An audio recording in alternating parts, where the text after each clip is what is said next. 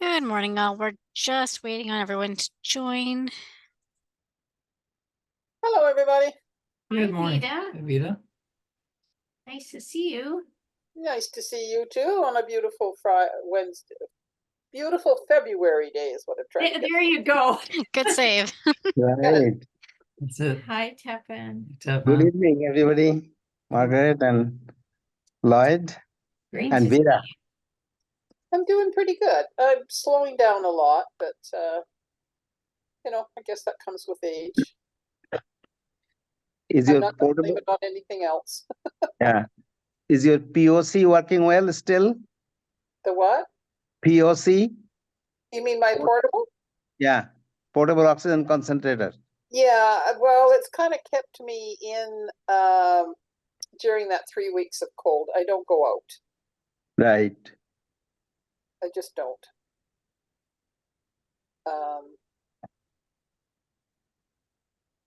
The portable shouldn't be out too long, anything colder than -5. Right. And I don't want to be out with anything colder than -5. So, yeah, I had people come and visit, but how about the rest of you? How did you manage through that cold snap? Oh, We didn't go out walking during the cold snap, No. but there's been a lot of relatively mild days. Like we were out walking today, and then on the weekend, when it's around 0, it's not too bad. I mean, I still put something over my face to cover my nose because my nose still gets pretty cold, but yeah. Oh, hello, Yeah. Dr. Hu. How are you?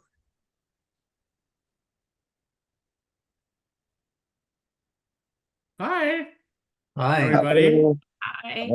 Happy Tuesday. Thanks for letting me join. Thank you so much for making the time this evening. I'd also like to introduce everyone to Jani. You may have seen her welcome post. Jani is a new moderator for the group, and she will be helping us moderate, post content, and run the meetings. Hi, Jenny. Hello. All right, so we'll just wait another 2-3 moments and then we'll get started. People are still joining. Hi, Donna. Nice to see you. Yes. Hi.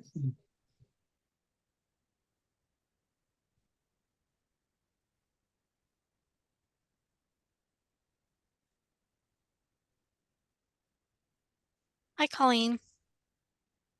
Hi, everyone. Hi, Colleen. Colleen. Nice to see everyone. Nice to see you. Yeah.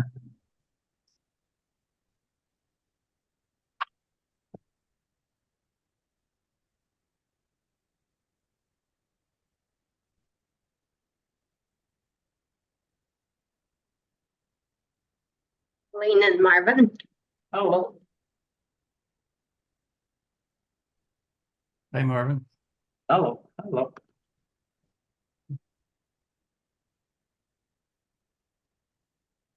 What did you do today, Colleen, in lieu of having an exercise class?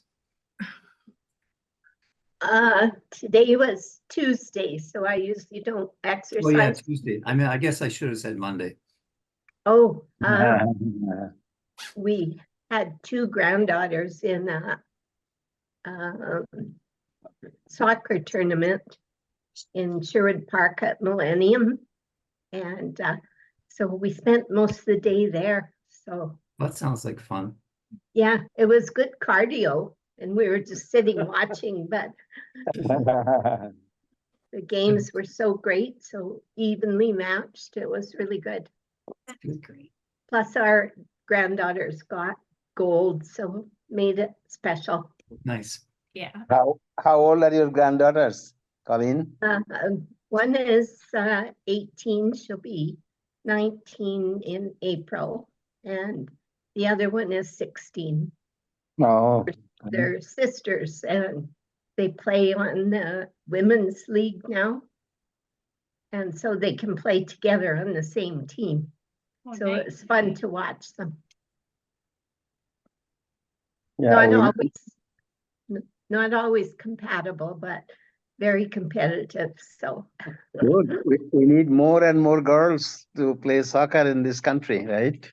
yes, yeah. That is true. That's a very good point, Teppan.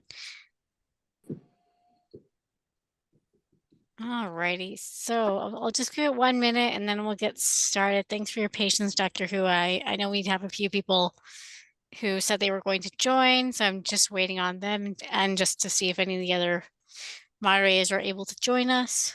So like the post said in the Facebook page and the email I sent, the topic today is going to be immunization. So we have Dr. Hu here who graciously donated his evening today to discuss about it. While we're waiting, Dr. Hu, do you want to introduce yourself? I'm on mute. I'm Jia. I'm a public health doctor and a family doctor based in Calgary. I did a lot of work around vaccination during the pandemic, especially, and now things have, chilled out a little bit at least, but there's still stuff circulating. I am, what else did I say? I'm adjunct professor at the University of Calgary as well. And yeah, excited to, connect with you guys basically. So, and we can keep it kind of, I made a presentation, but we can keep it breezy too. So having not been to these things, let me know what's best and most informative. All right, well, I think we can get started. Oh, hi, Raymond. You just have one more person joining. Yeah.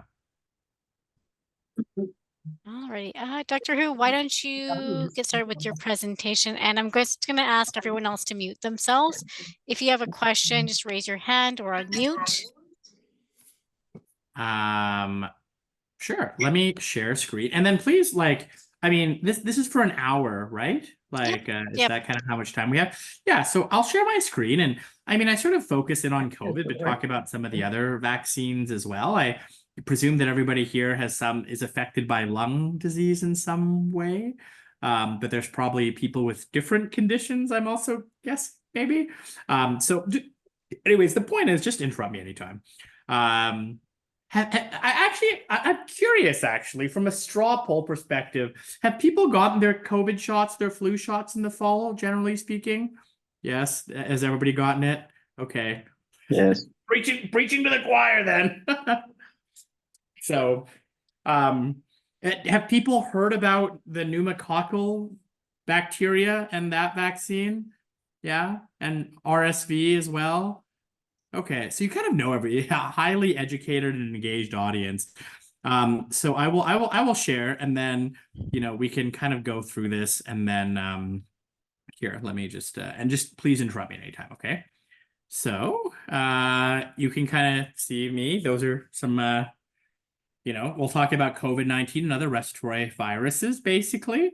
I don't think I'll take that long with the presentation. Hopefully, you guys seem to know a lot already, but when it comes to COVID-19, it's like not like pandemic level bad, but it's still around, right? So this sort of graph tracks the number of hospitalized patients since the start of the pandemic in early 2020.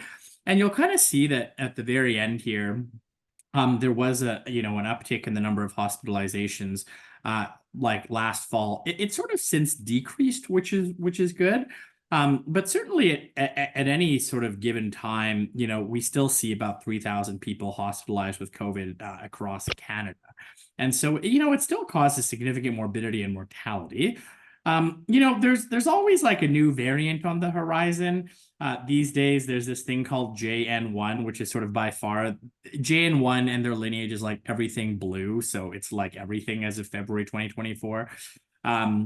And, I think that the message takeaway about variants is that, well, at least for this one, current vaccines are known to be effective, which is wonderful.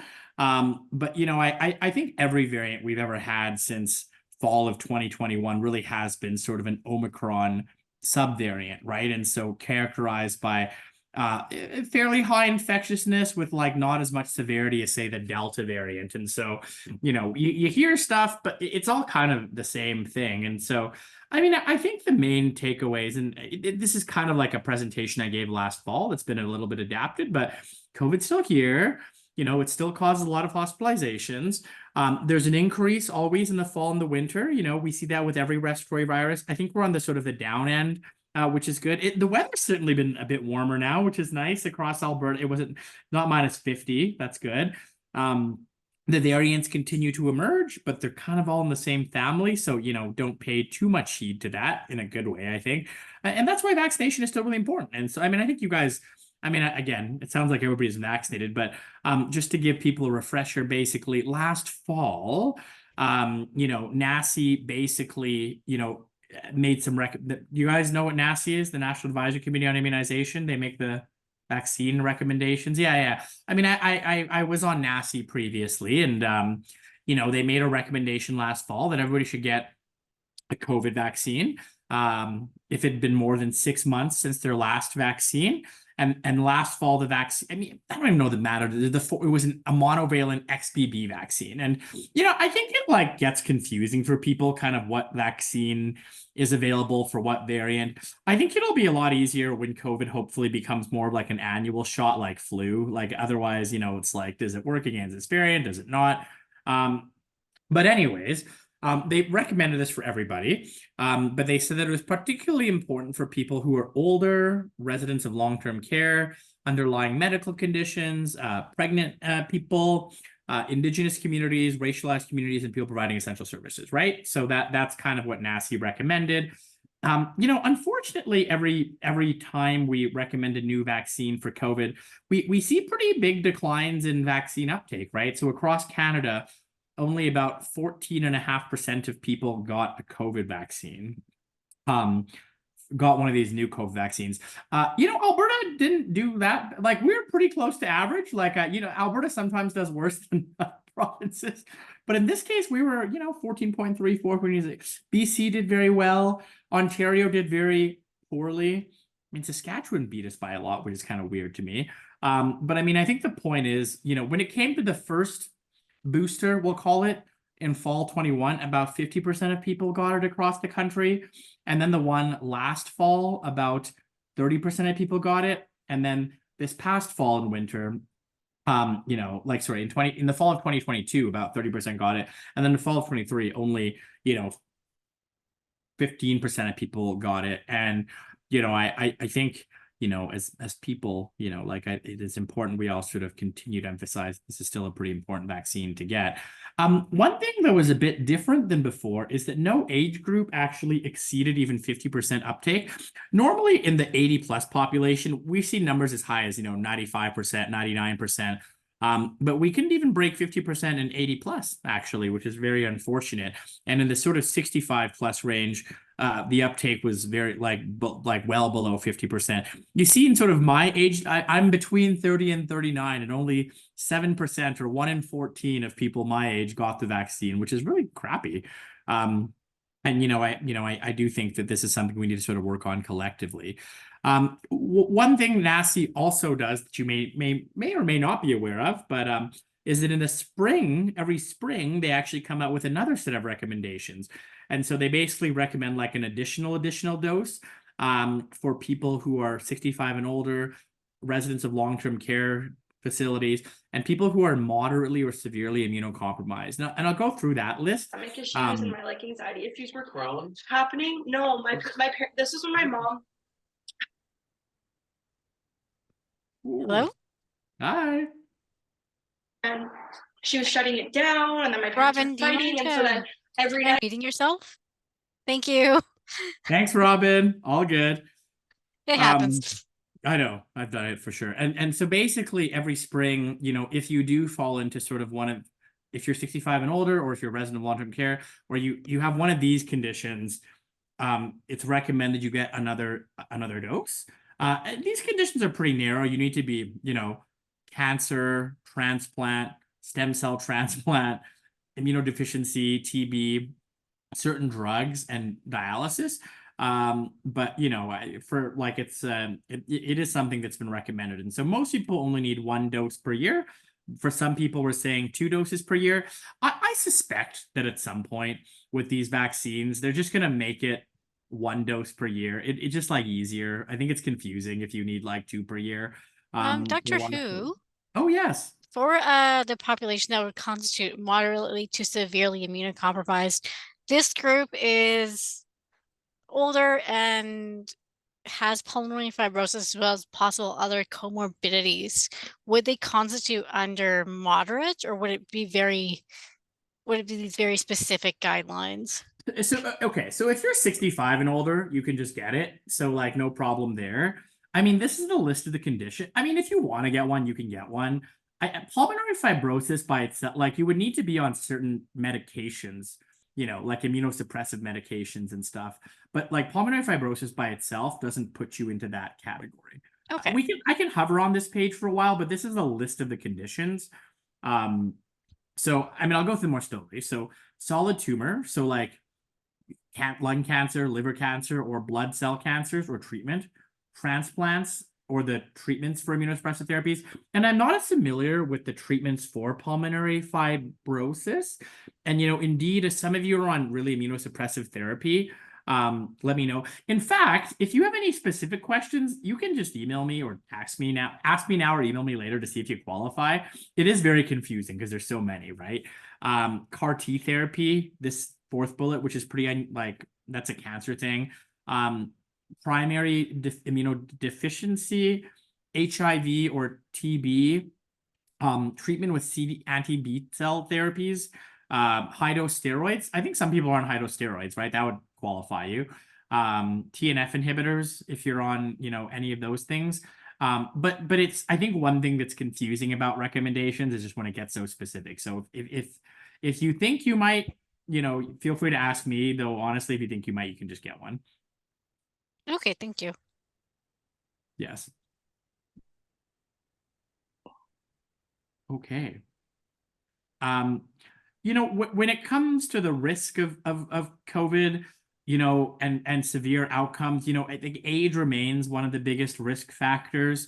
And so if you kind of look at like, if we kind of use 18 to 29-year-olds as your baseline group, reference group, you can see that when it comes to, let's say, death, if you're 40 to 49, you're 10 times likely to die. If you're 50 to 64, you're 25 times likely to die. And if you're 65 to 74, your chance of mortality is 60 times higher than somebody who's 18 to 29. You know, and that's why, you know, we're recommending that 2nd dose for the 65 plus population. But as you know, it's not just age that, you know, leads to a higher risk of mortality or hospitalization or severe disease from COVID. It's kind of hard to read, but this is kind of just a list of, you know, a number of different conditions that increase your risk. And that, you know, it could, like, just asthma by itself only increases your risk by, you know, 30-40%, but having a organ transplant increases your risk by almost 30 times. If I go through this and look at some of the, you know, pulmonary hypertension is about a 4 times increased risk of, you know, severe illness. COPD is about a 2 to 3 times increase of severe illness. But a lot of it's going to depend on sort of your specifics in terms of sort of, you know, just what the actual increase in risk is. But, you know, I think anybody with underlying lung disease is going to be at higher risk than anybody without underlying lung disease. And I imagine everybody on this call has some underlying lung disease. So, I mean, I think these are all reasons to still get vaccinated, and I'm glad to hear that you are. You know, we do have some data now on how effective the fall vaccine was, which is pretty impressive because the vaccine just started being offered really in October. You know, overall, it was about 60% effective at preventing any infection, 58%. And that basically means that, like, you know, its ability to prevent hospitalization, it's usually much higher than that. So if it's 60% effective preventing just COVID infection, it's probably going to be 80 to 90% effective preventing like severe outcomes like hospitalization, which is kind of what people, I think, are more interested in these days.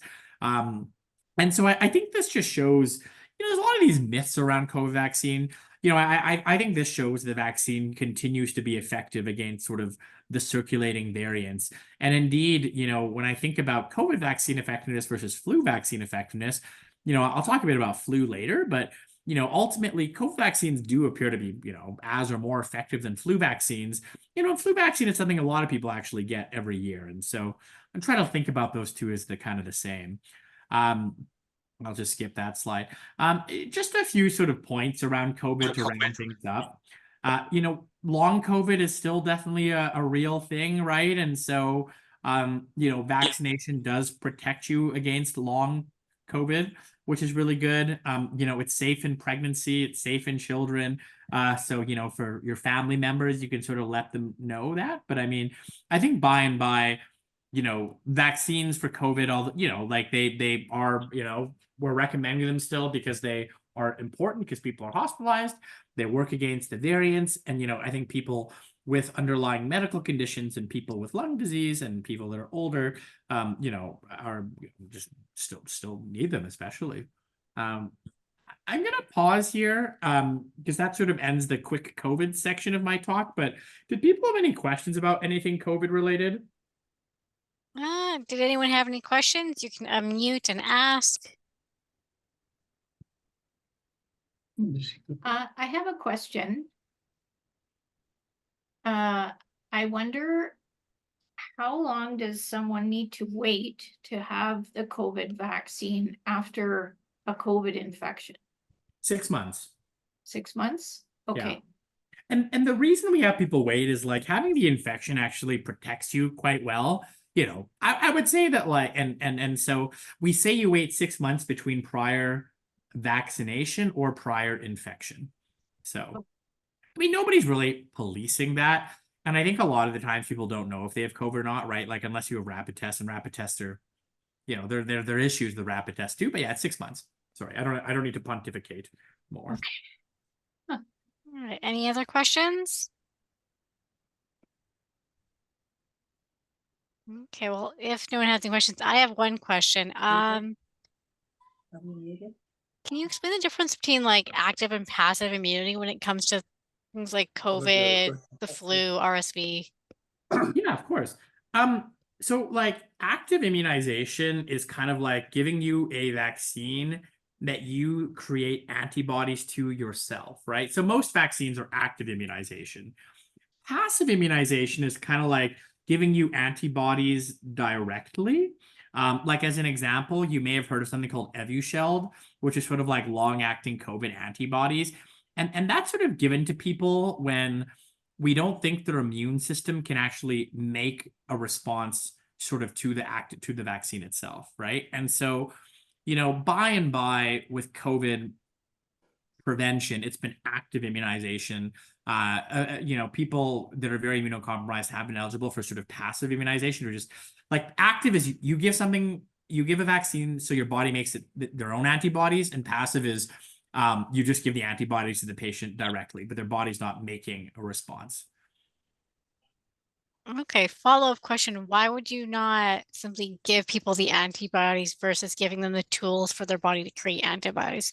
Is it more effective or more efficient? Yeah, so basically, if I'm just giving you the antibodies, the effect tends to be shorter, right? It doesn't last as long usually, right? And so it's better if your body can mount its own immune response normally, because then, like for example, with measles, I can give you measles antibodies, but they'll go away in like a few months, right? Whereas if I give you a measles vaccine, you will be protected for your whole life. We tend to give the passive immunization in situations where, for some reason, people can't make those antibodies as well, if that makes sense. It does. Thanks. Did anyone have any other questions?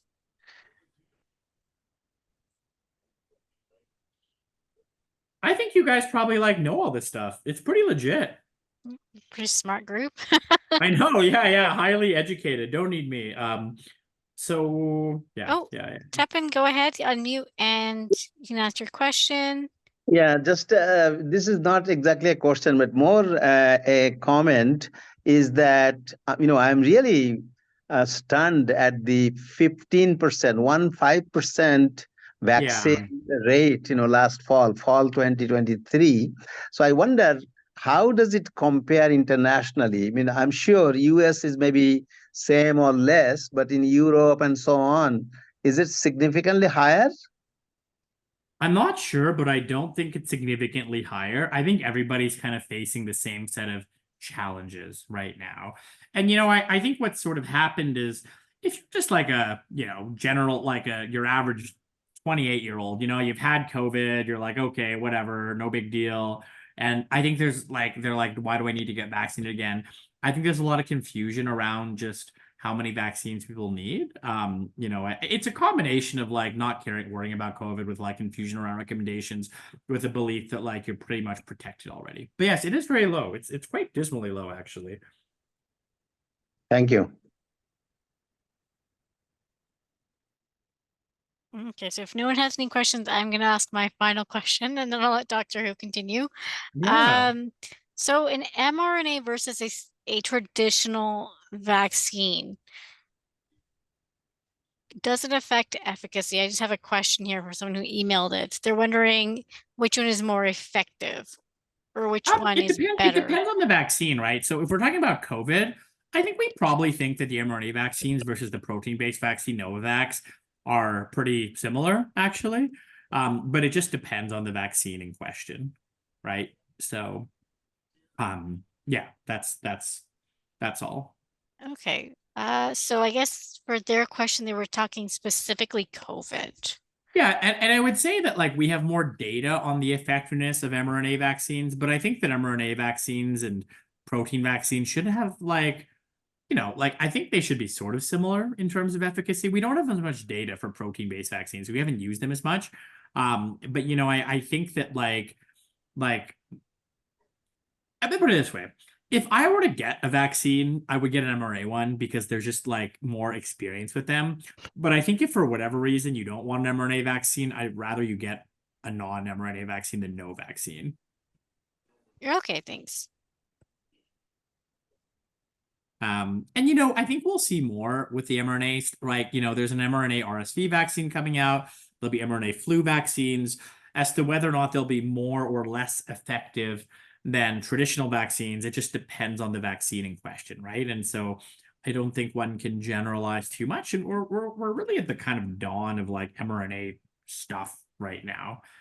Like it won't be very, like there's a lot more on the pipeline. So we shall see what happens. Okay.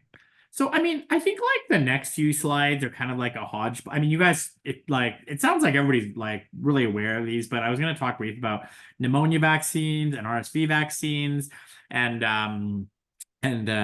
just flu briefly. But, as you all know, that there's sort of a new pneumococcal vaccine called PCV20.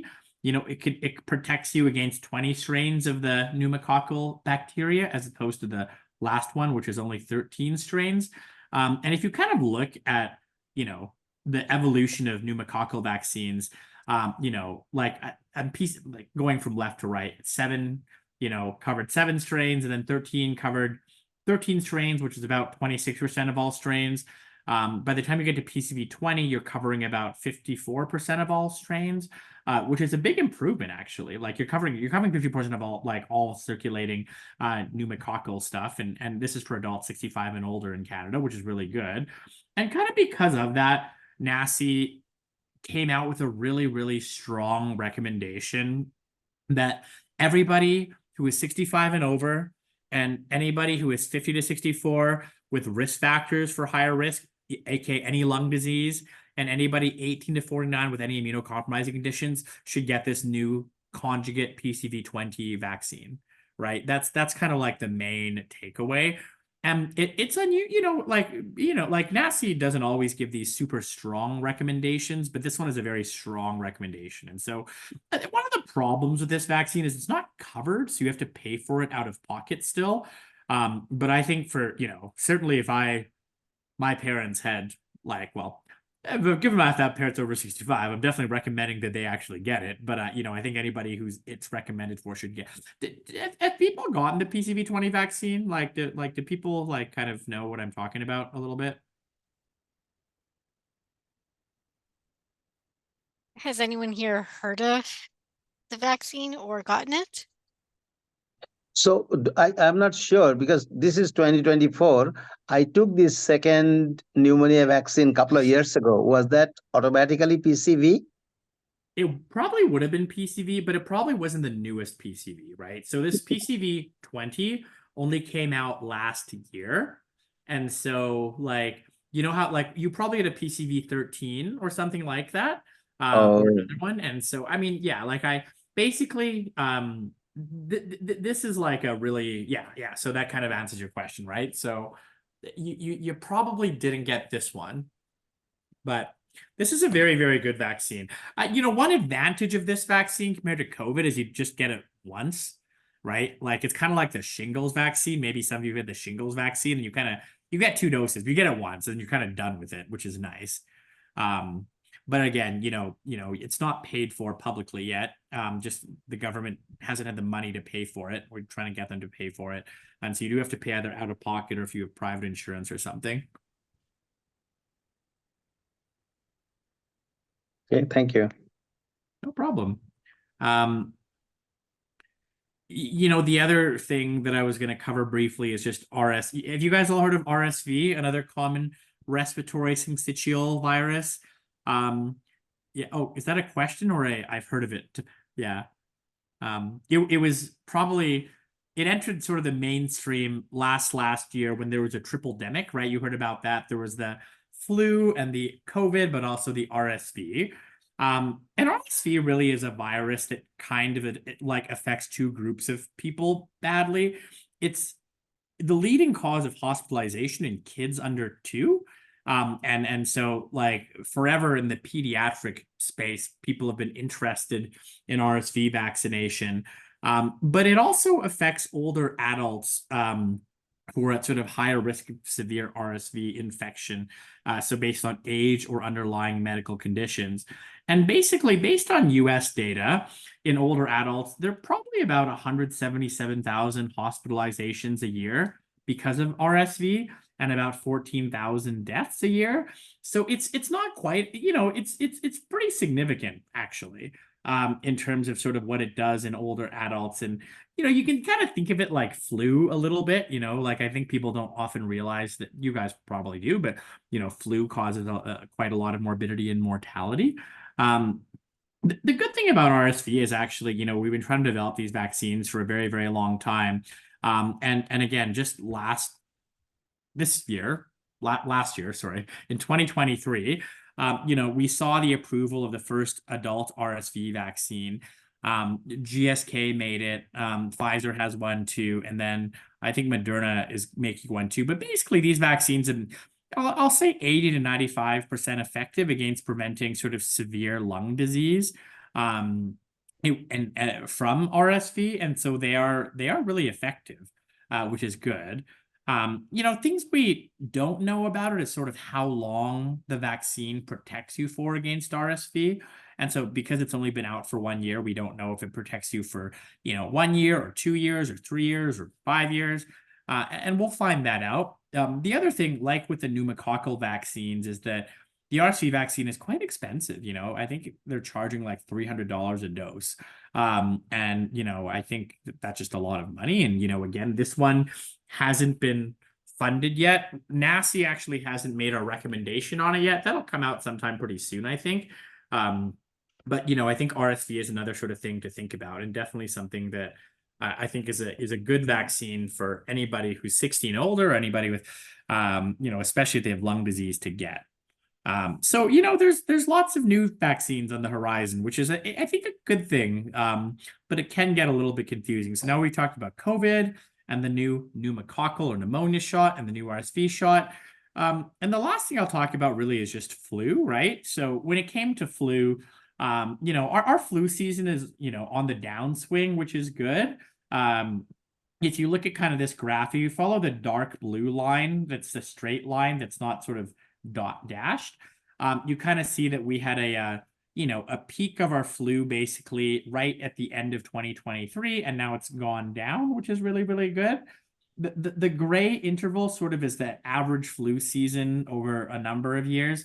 And so we had a pretty I'll say average flu season this past season. And when average means that, there's, it's not the worst, but it's not the best. And so even given an average flu season, you tend to have a lot of, for example, in the last year's flu season, there were, 4,000 hospitalizations and, 266 deaths. And so flu before COVID and before RSV, certainly before COVID, was the leading cause of, respiratory, morbidity, from an infectious disease. And so, it sounds as if most people on this, did everybody in the call get the flu shot? Yeah. Yep. Pretty much. Yep. Yeah, no, that's again, if we look at thank you for doing that. I love that. I appreciate it a lot. Alberta's flu vaccine uptake has been declining, right? So we only hit about 25% of the population getting it this year. Last year it was a little bit higher. But it's going down. We sort of, before COVID, about a third of the population is getting it, and now it's only a quarter. And that's a really, really big decline. And it hasn't been this low for about a decade. And so, I mean, again, I think as with COVID, people are a little bit tired about hearing, about flu. And I don't think people realize that flu, like COVID, can cause pretty severe disease. And so I think that this is something we kind of need to sort of work on collectively. You have family members and encourage them to get flu vaccines, but I'm glad that everybody on the call is getting it at least. And that basically flu vaccine is recommended for everybody in Alberta. If you're 65 and older, you get a different vaccine than if you're 65 and under. You get a high dose flu vaccine, though that might be changing. But I think the main thing is just to get that, every fall, get a flu vaccine, get a COVID vaccine. Hopefully it's not too hard. It's easier than eating your vegetables, I think. But you all know that. So, that's all for me, actually. I mean, I guess we are sort of at 7:35, but I'm going to stop sharing because I'd rather see your faces. And if people have any additional questions about anything, please let me know. Go ahead, Tevin. Yeah, so Dr. Hu, excellent presentation. I just wanted to share my experience with the RSV vaccine. So last fall, once I heard about RSV, I chatted with my family physician and then pharmacist, and all were very supportive, given that, I'm over 70 and I have fibrosis diagnosis. I was told that, it's beneficial. And then came the question of cost. So I just waited a bit, and FYI, some insurance companies did cover it. Mine, I was very lucky that Alberta Retired Teachers Association, who I'm insured with, did pay 80% of the RSV vaccine cost. So I was happy that I had it, and I was even happier that it was mostly covered by insurance. Yeah. Yeah, that's great, Tevin. About half of private insurance plans cover vaccines. And so I think if you happen to have private insurance, it's definitely worth a go. So I'm glad that you were able to get some of those costs defrayed, because otherwise it can be kind of expensive. Mm-hmm. Right.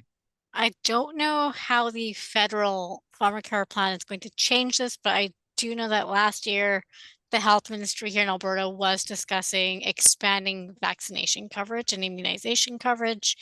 I haven't heard anything about it since, but fingers crossed it's still on the table. Yeah, we meet with them and try to encourage them to cover more vaccines. I'd love for it to be done federally. I don't know if it will be. I think they're focusing on drugs, but I fingers crossed, right? So. So it looks like I do have a question just by text here. Why is there a high dose and low dose flu vaccination, but not for things like COVID or RSV? It kind of just depends on, back to does mRNA work better? Does protein work better?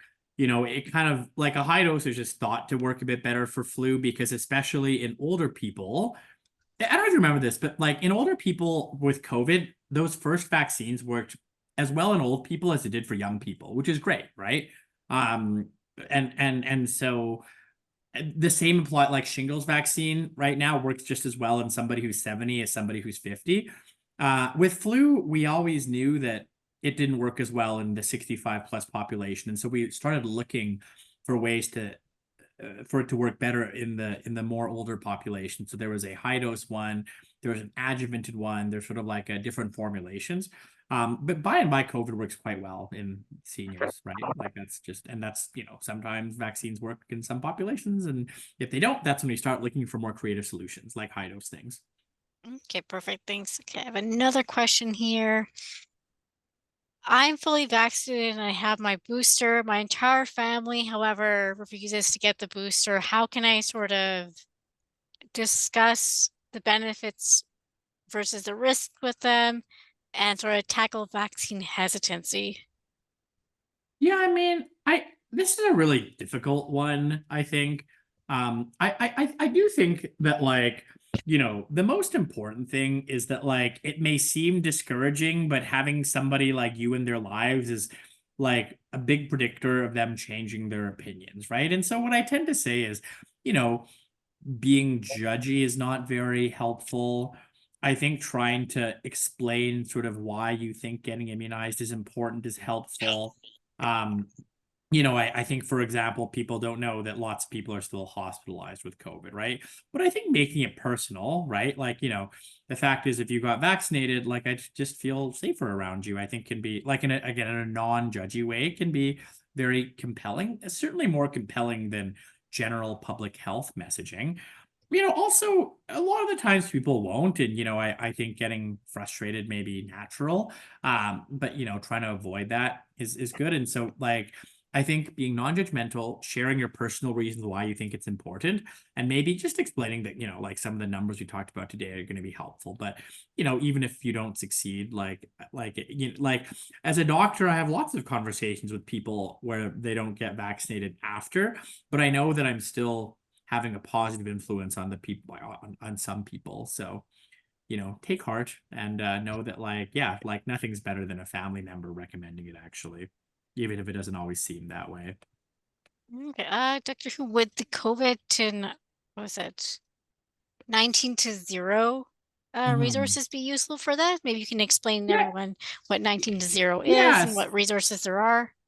Yeah, so I mean, I think that I run a not-for-profit called 19-0, and we basically have like a conversation guide around, you know, how to talk to friends and family I'll drop it in the chat about vaccination. And so here, I just put the link in, but we basically, you know, try to increase vaccine uptake by doing things like talks, but also supporting other people and having talks with their family members.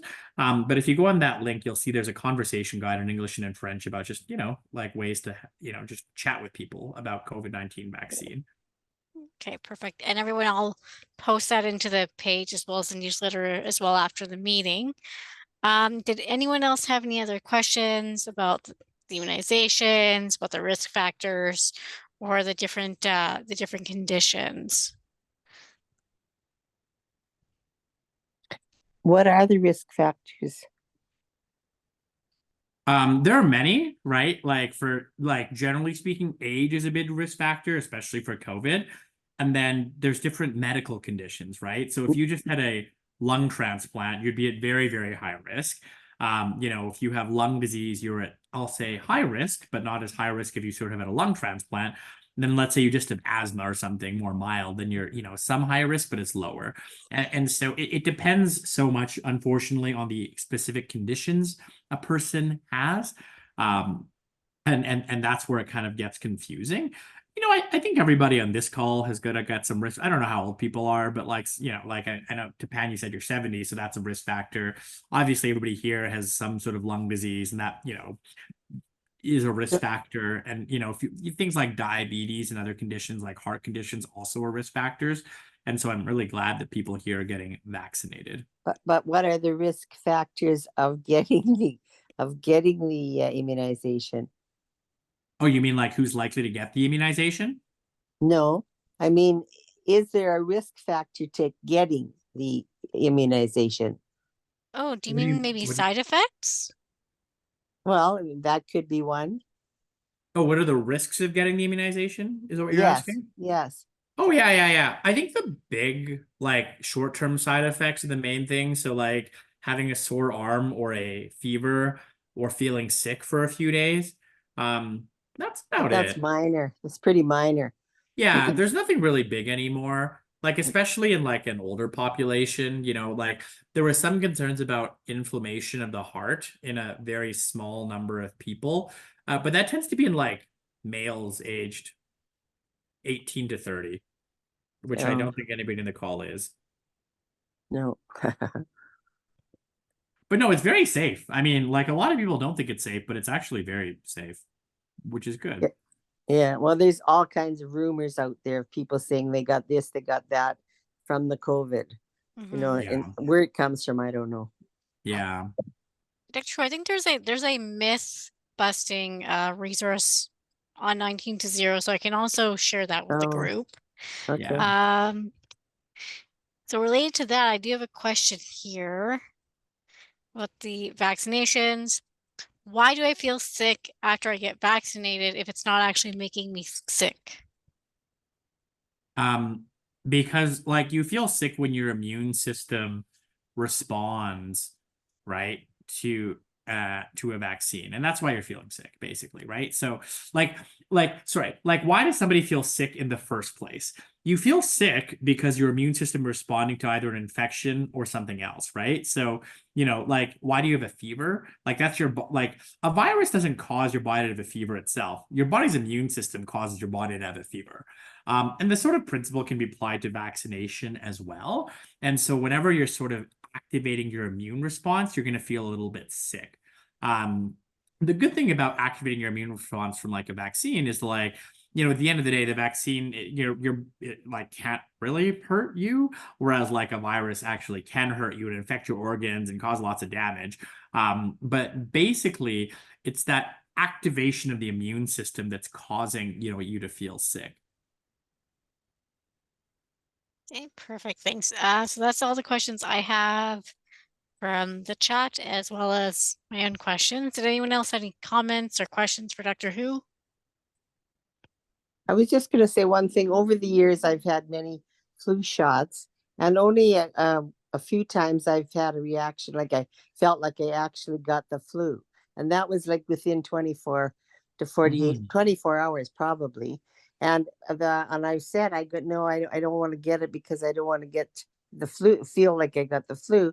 And they say, well, you can't because it's an attenuated vaccine. Yeah. Is that true? It's a dead vaccine, so you can't Yeah. get the flu from the vaccine. You can have side effects though, right? And I think the other thing that happens a lot really is that because, when people get sick over the winter, there's literally like 3 dozen viruses that can cause everything from a cold to like something more serious. And so you certainly cannot get the flu from the vaccine. You can get side effects from the vaccine, or you might just be infected with something else, like a cold or something. Within 24 hours? Oh yeah. Just like it can for sure happen, right? Like to give you like a, like less than an adult with kids. I mean, kids, you probably, if any of you have grandkids, they are like literally constantly sick over like like they are sick like 80% of the time. But anyways, it's a dead virus, so you can't get flu from the vaccine. There are live viruses, right? Measles and chickenpox are live viruses, so you can actually hypothetically get measles from the measles vaccine or chickenpox from the chickenpox vaccine, but not with flu or COVID, both of which are sort of dead viruses. So are you saying it's coincidentally that Yeah. you get it is within the first 24 hours of your Well, there's a few flu shot? possibilities, right? You either get another infection or you're having vaccine side effects. So that could be a vaccine side effect, flu symptoms. Like which symptoms? Well, chills, achy bones. Yeah. Oh yeah. headache, Those, yeah. Oh, yeah, those are okay. all potential side effects. Yeah, and you can get those from a COVID vaccine as well. Okay, thank you.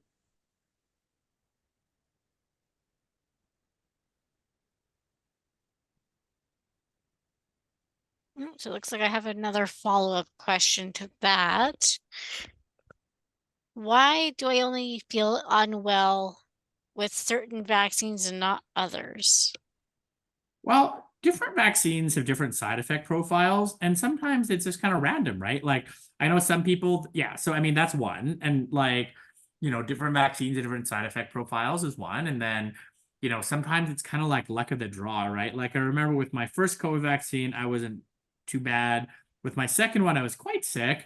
For my third and fourth ones, I felt okay. COVID vaccines tend to have more side effects than, let's say, on average, flu vaccines actually. And so it's a combination of, you know, vaccine variability and sort of interpersonal variability. Okay, perfect. Thank you so much. If anyone else has any questions, comments, let us know. Just unmute yourself. If not, we might actually end early today. Yeah, it's not bad. It's Tuesday night. Where are you getting your questions from, by the way? Are people just like texting you? So I have people who are also connected through our Facebook group. Oh, And there's with a those space. Okay, ones, cool. they Yeah. can see you, but you can't hear them. So we have a chat link through Zoom, which will let me see the Oh, I questions. see. And I Okay, can, that makes yeah. sense. The Facebook stream. Yeah. How it's many just- people? Oh, go Cool. ahead. Oh, I was just wondering how many people were on the Facebook the Right. stream. So we've got 11 people here and we've got 15 people on the stream. Oh, wonderful. Hello, Yeah. people on the stream. Yep, Hey, people are sorry, waving. Oh, go ahead. who did you recommend the RSV for? Right now, it's recommended in people, it's licensed in people 60 and older. But NACI hasn't made recommendations yet in who should specifically get it. And so what I would say is that, like, if you're over 60, you should think about getting it. If you're under 60, you shouldn't get it. And then, you know, I would say that, like, factors that would make me more likely to get it are, you know, if I have a whole lot of other conditions like lung disease and heart conditions, I think it becomes more important. You know, I think if the price is non-consequential, right? Like it is a $300 vaccine.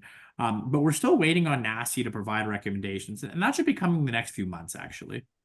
Which Okay, is good. thank you.